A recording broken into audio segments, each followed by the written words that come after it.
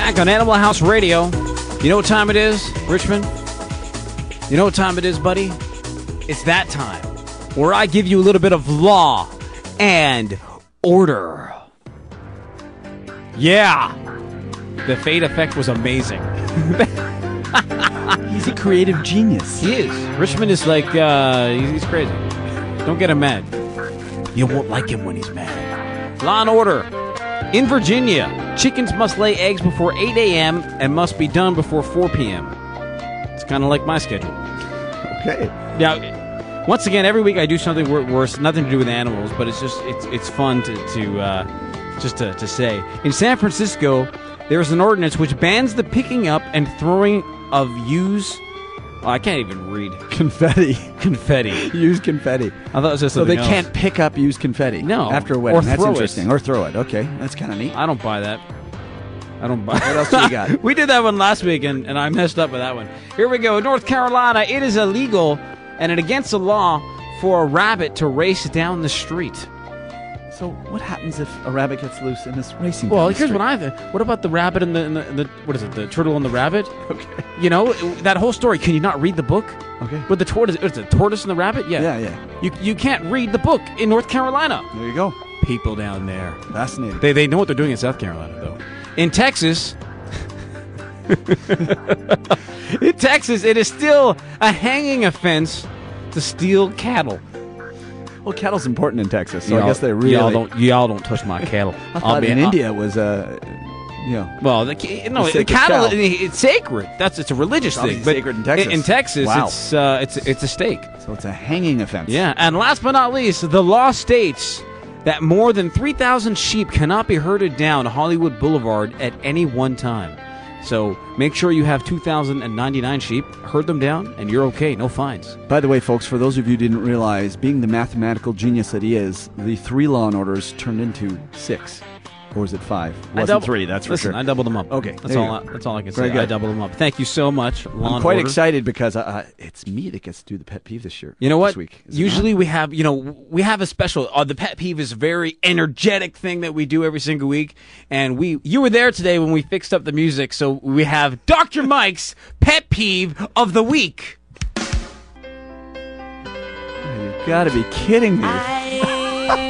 Thanks, Richmond. I did that. You did that. Oh yeah. Oh, wonderful. Oh, good old stick song. It's a good song. It's a great song. Not very energetic, but I know. That was purposeful. There we go. Well, my pet peeve of the week, being a veterinarian, this is a huge pet peeve that I know all of my wonderful fellow veterinarians share, and that is people that own pets that do not care about them. And that presents itself in 2 ways. One of them is that and you had a number for me, which was shocking to me, but there are a large number of people that have never, and I mean never, and if I'm Aaron, never take their cat or their dog to a vet. That's wonderful. What's the percentage? That's wonderful. Come on, you told me the percentage. I was shocked. What is the percentage of people that do not take their... You told me, did you not? No, you forgot that? I It was didn't- 50-something percent. No, I wasn't said it? 52% of Canadians have a pet. Oh, I thought you said they don't take them to a vet. No, but there's a large percentage. Oh, there's a of large people who percentage. Anyway, there is a large percentage. So that's one population that have an animal, and hopefully they don't have kids because I would hope they take better care of their kids at least. But anyway, I think you have to. And then there's people that I got to be honest with you, it drives me crazy. They'll drive up in their convertible Mercedes with their Blackberries and their manicures and pedicures, and we ask them to deworm their cats for $15, and they think that's just a problem. That's outrageous. It is outrageous, isn't it? I've got a BlackBerry. $15 is a lot. That's my unlimited. Anyway, so that's my pet peeve. I'm a big believer that cats and dogs are not a right. They're a luxury and a privilege, and they are living things just like we are, and they should be treated that way. I wouldn't say luxury. I would definitely say privilege. A privilege. You are privileged to have such a companion, Right. and if you don't take care of that companion, you know what? You're worse than some of the garbage on the street. And that's my opinion. Well, there's the old saying that cats and dogs are way better to us than we are to them. It's in the analogy that you brought before, it's by saying someone who has a child and they don't do anything with the child. They don't let the child bathe. They don't bring the child to school. What happens in a situation like that? The government steps in and takes a child away from that type of environment. Yeah, you're right. So where do we as a society have the ability to do the exact same thing? For instance, Janelle in Saskatchewan treats her cattle and she treats her cats horrible. How do we take those cats away from Janelle and her mom Shirley? He's just kidding. I'm kidding. They love all their pets. But I mean, we need some sort of system that comes in other than the Humane Society, who, in my opinion, does what they can and has to oblige by some policies that they have, which, you know what, I don't agree with all their policies. And we're going to have a show where it's going to get down to the nitty-gritty, where there's going to be a one-on-one confrontation debate about the Humane Society's about their policies, because there's a lot of issues that go along with that and a lot of things that people don't know. But I want to know what is being done for these types of animals and exactly what you're saying. You know what makes me sad? Well, you know when I can step in? I'll tell you where I can step in. The only place I can step in is I really, truly believe that a cat or a dog has been truly mistreated.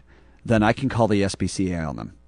But you know how often that happens? Then it's a matter of who believes, how much have they been mistreated. But if I feel that an animal is truly neglected, I can step in. But the problem is, it isn't until it's really bad. But you know what? In a couple of weeks, we're going to have a fellow by the name of Golan, who is a lawyer, and he's going to be talking about law and about how animals are property and legally what we can and what we can't do. It's going to be a very interesting show.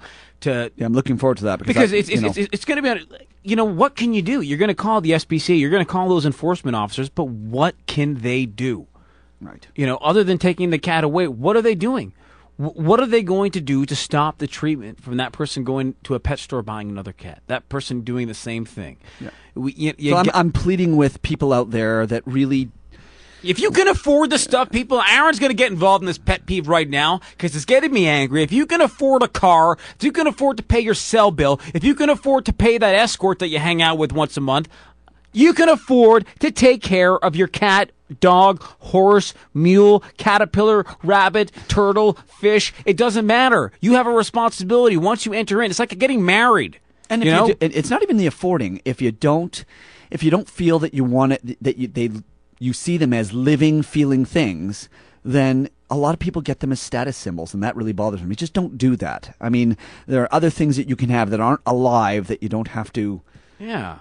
Mistreat. That's just my 2 cents. If you're sitting around, you're saying, people have their BMWs. There are people, like I said, just said right now, people with an escort car. There's people with Mercedes-Benz. There's people with station wagon cars. It doesn't matter what type of car you have.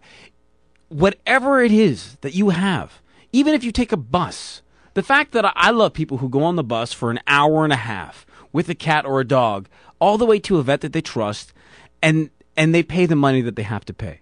They take care of their animal. Yeah. And to me, I have a lot of clients like that, and I love them dearly because they appreciate the power of the pet. I mean, how it makes them feel. Yeah. And I appreciate people like that. Even though the government terms and law terms that animals are property, they're more than just property. That needs to change. That really does, because my animal, my dog, is not property. Exactly.